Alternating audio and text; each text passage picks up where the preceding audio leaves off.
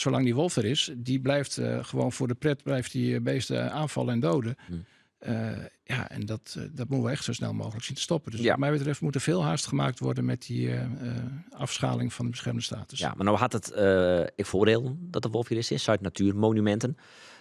Deed jij dan net hoor? Hoe kan dat? Is dat dan van minder belang? Nou ja, voordelen zullen dan zijn dat het een dier is wat hier lang niet is geweest. En wat dan in de sprookjes, om even terug te komen op het begin, wel een fenomeen is. Hè. De wolf is toch een dier dat is spannend ook.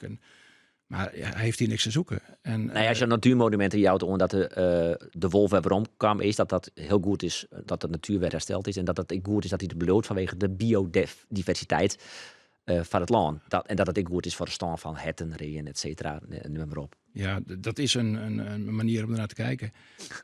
Kijk, hij was er natuurlijk heel lang niet. En toen ging het ook goed met de biodiversiteit. En hij heeft geen vijanden. Hè? Dat is het probleem. Geen natuurlijke vijanden. Geen natuurlijke vijanden. De mens is misschien een vijand voor hem. Maar de natuurlijke vijanden heeft hij niet. Dus we gaan zien als er niks gebeurt. En dat is nu. Dat hij verder uitdijt. Hè? Die koppels die groeien. Dus we hebben steeds grotere roedels. En dus ook steeds meer schapen die aangevallen worden. En op een gegeven moment dus waarschijnlijk ook andere mensen. Of mensen die aangevallen gaan worden. Ja, en daar zit ik niet op te wachten.